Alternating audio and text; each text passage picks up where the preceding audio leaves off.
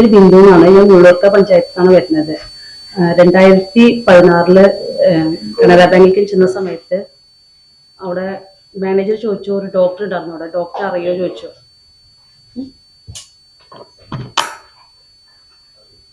Doctor അറിയോ വെച്ചപ്പോൾ അറിയാമെന്ന് ഞാൻ പറഞ്ഞു. അപ്പോൾ എന്നിട്ട് പറഞ്ഞു ഇയാളെ. അപ്പോൾ ഡോക്ടർ പുറത്തു നിന്നിട്ട് പറഞ്ഞു, ബിന്ദു അക്കൗണ്ട് എടുക്കാനാണ്, ഒന്ന് സൈൻ ചെയ്ത് തരാൻ പറ്റുമോ ചോദിച്ചു. അപ്പോൾ ഞാൻ സൈൻ ചെയ്ത് കൊടുത്തു കുറേ തന്ന പേപ്പറുകളിൽ.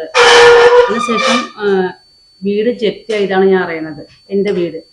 അപ്പോൾ ആളൊരു ഗവൺമെൻറ് ഡോക്ടറായിട്ട് ആൾക്ക് 3 ലക്ഷം രൂപ ലോൺ കൊടുത്തിട്ടുണ്ട് കനറ ബാങ്ക്. പക്ഷെ ഒരു ഡോക്ടർക്ക് ഞാൻ ഒപ്പിടേണ്ട ആവശ്യമില്ല, ആളുടെ സാലറി സർട്ടിഫിക്കറ്റ് മതി. പക്ഷെ അതേ സമയത്ത് എനിക്ക് അവിടെ കാർഷിക ലോൺ ഉണ്ടായിരുന്നു. അത് ഞാൻ സെറ്റിൽ ചെയ്യാൻ പോയ സമയത്തും ഈ അവിടുത്തെ മാഡം കുറേ പേപ്പറിൽ ഒപ്പ് വാങ്ങിച്ചു.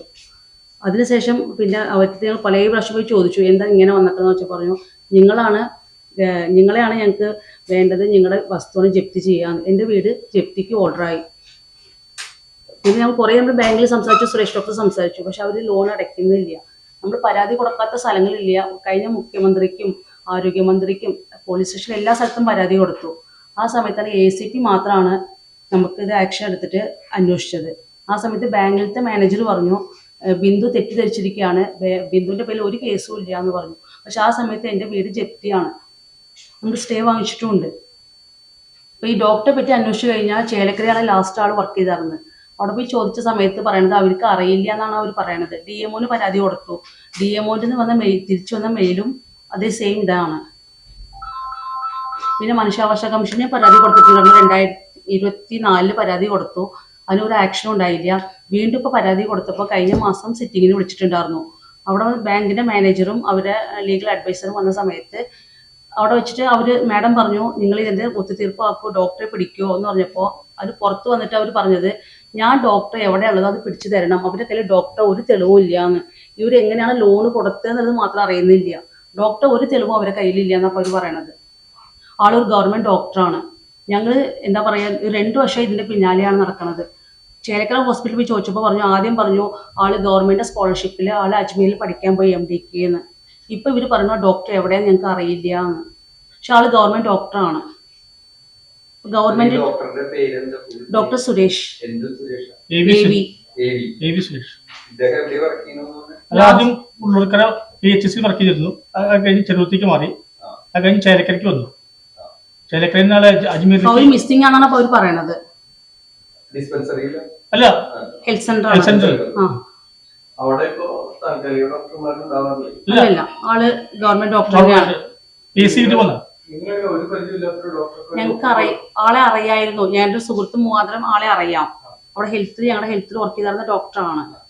നമ്മുടെ പ്രൈവറ്റ് കൺസൾട്ടിങ്ങിനൊക്കെ പോയി കണ്ടിരുന്നതാണ്. പുറത്താൾ കൺസൾട്ട് ചെയ്തായിരുന്നോ? ജാമ്യം പറഞ്ഞിട്ടില്ലേ ഞങ്ങളുടെ അടുത്ത്. ജാമ്യം ഒപ്പുന്ന സമയത്ത് നമ്മൾ നിരീക്ഷിച്ചെങ്കിൽ നമ്മൾ കൊടുക്കുമല്ലോ. പക്ഷെ നിരീക്ഷിച്ചിട്ട് എന്റെ ആ കൊല്ലം നികുതി അടച്ചിട്ടില്ല.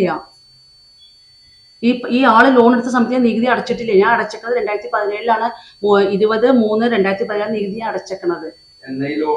ആൾ നവംബറിൽ 16 എടുത്തേക്കണത്.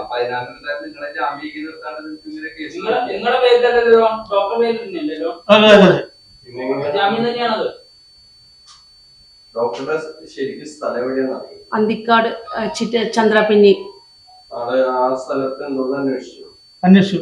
പക്ഷെ അത് താമസം കുറയുന്ന പറഞ്ഞപ്പോ ട്രാപ്പ് ചെയ്യണം. ബാങ്കും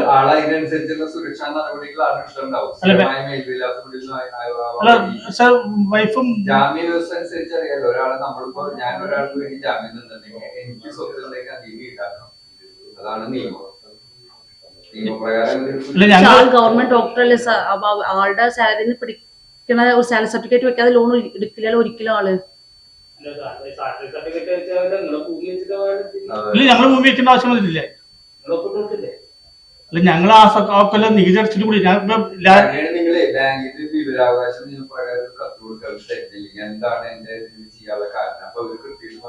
അല്ല, കഴിഞ്ഞ പ്രാവശ്യം ഞങ്ങള് മറ്റേ മനുഷ്യാവകാശ കമ്മീഷൻ വിചാരണയ്ക്ക് വിളിച്ചപ്പോ ഇപ്പോഴത്തെ മാനേജർ പറഞ്ഞ് ബോധപൂർവം ഞങ്ങളുടെ നികുതി ചീട്ട് ഇയാളെ കേസിൽ വെച്ചു എന്ന് പറഞ്ഞു. ജാമ്യം നിർത്തി ആള് സ്ഥലത്തില്ലാത്ത കാരണം എന്നുള്ളത്. 10 സെന്റ് സ്ഥലം വീടുമാണ്.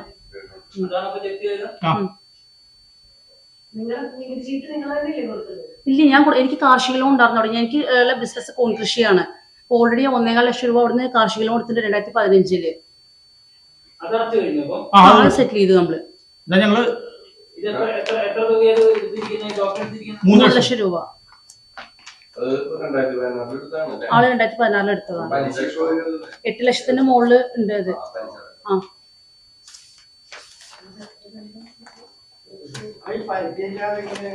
ആള് അവിടുത്തെ ഹെൽത്ത് ഡോക്ടറാണ്. നമ്മൾ പ്രൈവറ്റ് കൺസൾട്ടിങ് ആളുടെ അടുത്ത് നമ്മൾ പോവാറുണ്ട്.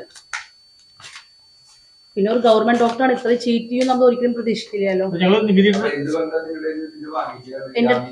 അല്ലല്ല, എന്നിട്ട് ഞാൻ ഇവിടുത്തെ പഞ്ചായത്ത് അല്ലല്ലോ ബിന്ദു, അത്ര അക്കൗണ്ട് എടുക്കാനാണെന്നാ പറഞ്ഞത്. എന്നാൽ ലോണാന്നുള്ള കാര്യങ്ങളൊന്നും എന്റെ അടുത്ത് പറഞ്ഞിട്ടില്ല.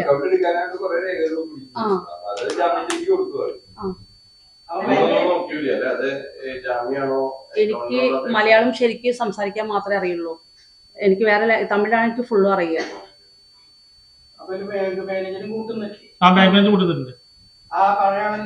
അല്ലല്ല, മാറി വരുന്നുണ്ട്. ഒന്നും കൊടുത്തിട്ടില്ല. ഞങ്ങൾ നികുതിച്ചിട്ട് ഈ നികുതിച്ചിട്ട് കൊടുത്തു. ഈ നികുതിച്ചിട്ട് ഞങ്ങളുടെ സ്വന്തം അച്ഛനെ കൊടുത്തിട്ടുള്ളതാണ്. അല്ല, എന്റെ ലോണിന് 2015 അതെ അതെ, മുള്ളൂർക്കര കനറ ബാങ്ക്, മുള്ളൂർക്കര.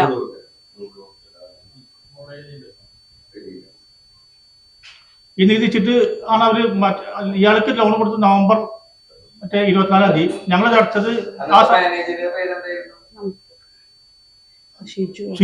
ഷിജു എന്നാ തോന്നുന്നു സാർ.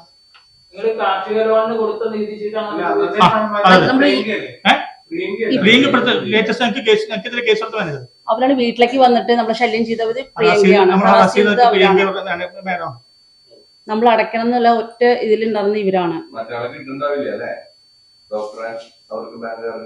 സാർ നേരെ മുമ്പിലാണ് അയാൾ ക്ലിനിക്ക് നടത്തിയായിരുന്നത് ഇത്രയും വർഷം. 2024 വരെ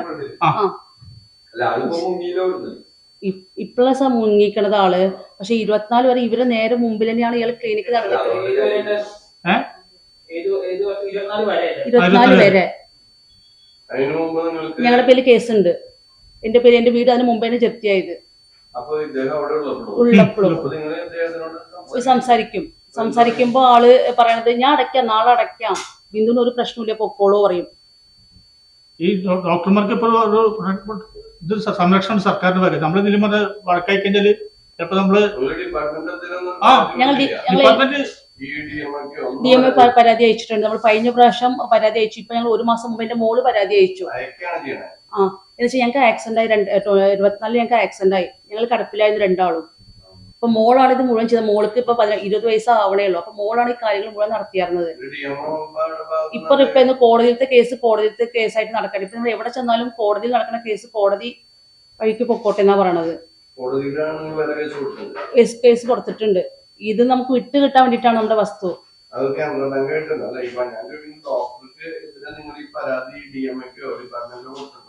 ഡിഎംഒന് കൊടുത്തിട്ടുണ്ട്. ആള് അറിയില്ല, ആള് എവിടെയാന്ന് അറിയില്ല എന്നാ പറയണത്.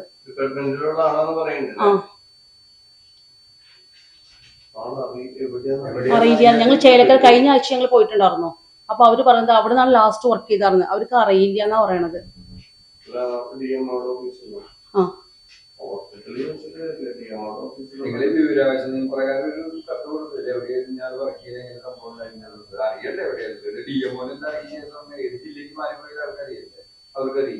ആള് ഇത്രകാലം എവിടെ സർവീസ് ചെയ്തെന്നുള്ളത് വെച്ച് കൊടുത്താൽ പറയുന്നതാണ്. സാധാരണ ആളല്ലല്ലോ. നിങ്ങൾ പറയണ പോലെയാണെങ്കിൽ സർക്കാർ അത് മറ്റേ മുള്ളൂർക്കര മാറി ചെറുക്കിക്ക് പോയി, ചെറുക്കി മാറി ചലക്കരയ്ക്ക് വന്നു. ഈ ഇംഗ്ലീഷ് ഡോക്ടർ കൃഷ്ണനിവാസ്, കാഞ്ഞിരശ്ശേരി, മുള്ളൂർക്കര. കൃഷ്ണനിവാസ്,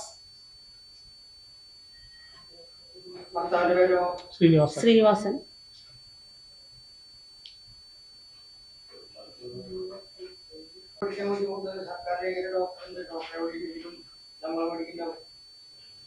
ഇപ്പൊ അന്ന് കഴിഞ്ഞ സിറ്റിംഗിൽ മറ്റേ ബാങ്കിന്റെ ലീഗൽ അഡ്വൈസർ പറഞ്ഞത് നിങ്ങൾ ആളെ എവിടെ ഉണ്ടായിരുന്നോ ആളെ പിടിച്ചു കൊല്ലോ, നമുക്ക് നോക്കാം, ഇല്ലെങ്കിൽ നിങ്ങളുടെ വസ്തു ഞങ്ങൾ പോലീസിൽ കൊടുത്തിട്ടാണോ കോടതിയിൽ പോയത്? അല്ല അല്ല, കോടതിയിൽ അവർ കൊടുത്തു. പോലീസ് അല്ല, ബാങ്ക് കോടതിയിൽ കൊടുത്ത കേസിന് ശേഷം ഞങ്ങൾ പോലീസിൽ പരാതിപ്പെട്ടത്. ഞങ്ങൾ മുഖ്യമന്ത്രിക്കും എല്ലാ സ്ഥലത്തും ഞങ്ങൾ പരാതി കൊടുത്തിട്ടുണ്ടായിരുന്നു. ചന്ദ്രാപ്പിന് അറിയില്ല. ഈ ഡോക്ടർക്കെതിരെ പരാതി കൊടുത്തല്ലോ മുഖ്യമന്ത്രി? കൊടുത്തു, നമ്മൾ എല്ലാവരും പരാതി കൊടുത്തിട്ടുണ്ട്. അതിനുശേഷമാണ് ആള് സ്കോളർഷിപ്പിൽ അജ്മീരിലേക്ക് പഠിക്കാൻ പോയിരിക്കുന്നത്. അപ്പൊ അത് ബാങ്കുകാരാണ് ഇപ്പൊ വീണ്ടും 4 ദിവസം മുമ്പ് എന്നെ വിളിച്ചു പറഞ്ഞത് ആള് അജ്മീരിലാണ് എന്ന്. ഞങ്ങൾ പരാതി കൊടുത്തതിന് ഭാഗമായിട്ട് ഒന്നുകൂടെ ACP അന്വേഷിച്ചിട്ട് മറുപടി തന്നിട്ടുണ്ട്.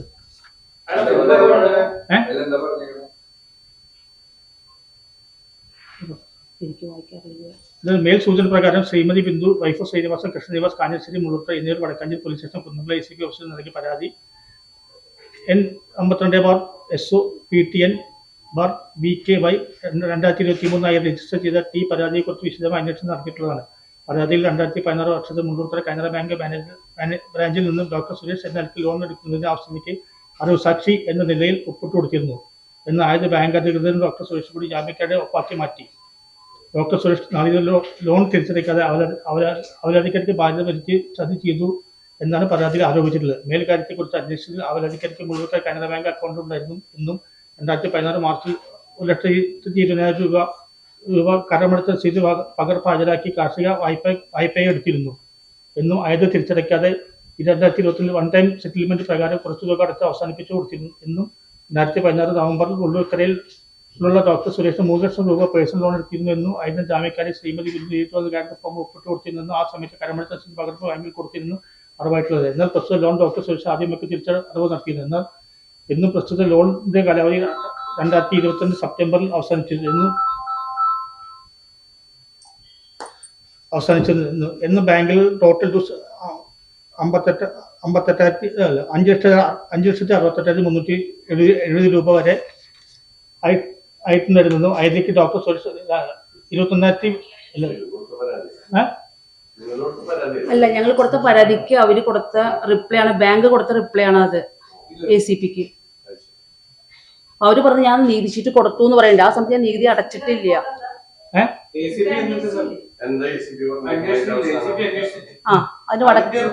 അതിന്റെ റിപ്പോർട്ടാണ് ഇത്. ആ റിപ്പോർട്ട് നമുക്ക് അവർ തന്നു. അതന്നെയാണ് അവര് തന്ന റിപ്പോർട്ടിന്റെ പേപ്പറാണ് ഇത്. ACP തന്നതാണ് നമുക്ക്.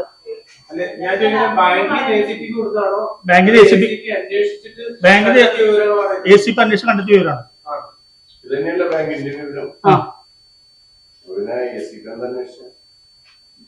ബാങ്ക് പറഞ്ഞ വിവരങ്ങൾ ACP റിപ്പോർട്ട്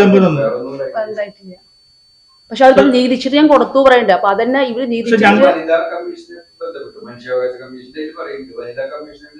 ബന്ധപ്പെട്ടില്ല. ഞങ്ങൾ റിക്കവറായി വരുന്നില്ല. ആക്സിലേഷൻ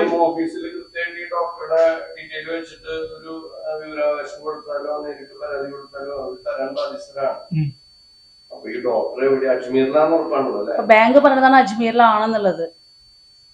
അജ്മീറിൽ പോയിട്ട് ഞാൻ കൊണ്ടുവന്നാൽ എനിക്ക് സംശയമുണ്ട്. എനിക്ക് സംശയമുണ്ട്. എന്താ കാരണം എന്താ വെച്ചെങ്കിൽ ഒരു ഡോക്ടർ എന്താ പറയാ മെഡിക്കൽ എത്തിക്സിന് ചെയ്യാൻ പണത് പലതും ആള് ചെയ്തിട്ടുണ്ടാവും. ഗവൺമെന്റ് ഡോക്ടറിന് ഉറപ്പാണ്. 52 വയസ്സുണ്ട്.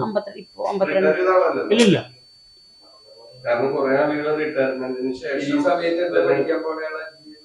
MDക്ക് പഠിക്കാൻ പോയിട്ടാണ്. 52 പിന്നെ പറഞ്ഞിട്ട് ലാസ്റ്റ് മോളും ചെയ്തു. നെറ്റില് സെർച്ച് ചെയ്തിട്ട് അഡ്രസ് എടുത്ത് അവര് കോളേജിലേക്ക് മെയിൽ ചെയ്തിട്ടുണ്ട്. പക്ഷെ അതിന് മെയിലിന് റിപ്ലൈ ഇതുവരെ വന്നിട്ടും ഇല്ല. എന്നുവെച്ചാൽ ഇത് മോളുടെ ഭാവിനടക്കം ബാധിച്ചതാണ്. അവർക്ക് കുസാറ്റിൽ കിട്ടിയിട്ട് നമുക്ക് ഈ വസ്തു വിറ്റിട്ട് ചേർക്കാനായിരുന്നു. പക്ഷെ ഈ വസ്തു വിൽക്കാൻ പറ്റിയില്ല നമുക്ക്. അപ്പൊ അവളുടെ ഭാവി അവിടെ കൊണ്ട് സ്റ്റോപ്പായി. പിന്നെ ഗവൺമെന്റ് എഞ്ചിനീയറിംഗ് കോളേജിൽ കിട്ടിയ കാരണം അങ്ങനെ പോണോള്. അപ്പൊ അടുത്ത് MTech അവൾക്ക് പോകണം. അപ്പൊ എന്തായാലും നമുക്ക് ഈ വസ്തു എന്തെങ്കിലും വിറ്റേ പറ്റുള്ളൂ. പക്ഷെ അതിനവിടെ തടസ്സമായിട്ട് നിൽക്കുന്ന ഇതാണ്. ഇത് 3ാമത്തെ വർഷമായി അവള്. അടുത്ത വർഷം കഴിഞ്ഞാൽ MTech പോകേണ്ടതാണ്. ഗവൺമെന്റ് എഞ്ചിനീയറിംഗ് കോളേജില് തൃശ്ശൂര്.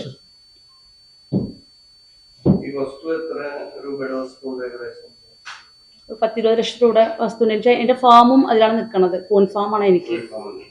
കോഴിയല്ല, കൂനാണ്. കൂൺ ഫാം, മഷ്റൂം ഫാമാണ്.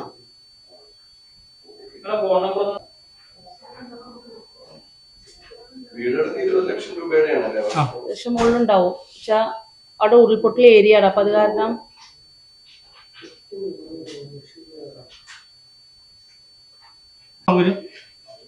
ചെയ്ത് തരണം പറയും. ഞങ്ങൾ നേരിട്ട് പോകും. ആര് മുള്ളൂർക്കര അല്ല, ഞാൻ പഠിച്ചത് വളർന്നത് തമിഴ്നാട്ടിലായിരുന്നു, അച്ഛൻ റെയിൽവേയിലായിരുന്നു. അപ്പൊ അത് കാരണം ഞങ്ങൾ അവിടെ ആയിരുന്നു. അതാണ് അതിന് ഞങ്ങള് ഞങ്ങളിരിക്കുന്നത് ശരിക്കും ഒരു വില്ലേജാണ്. അപ്പൊ അവിടെ ഈ ഇതിനെപ്പറ്റി അങ്ങനെ ആർക്കും അങ്ങനെ നിയമപ്രകാരമുള്ള കാര്യങ്ങളൊന്നും അറിയുന്നില്ല. അപ്പൊ അവർക്കൊക്കെ പേടി, ഇത് ഡോക്ടറെ പോയി കഴിഞ്ഞാൽ പ്രശ്നമാവും, ബാങ്കിനെതിരായിട്ട് പോയി കഴിഞ്ഞാൽ പ്രശ്നമാവും എന്നുള്ളതാണ്.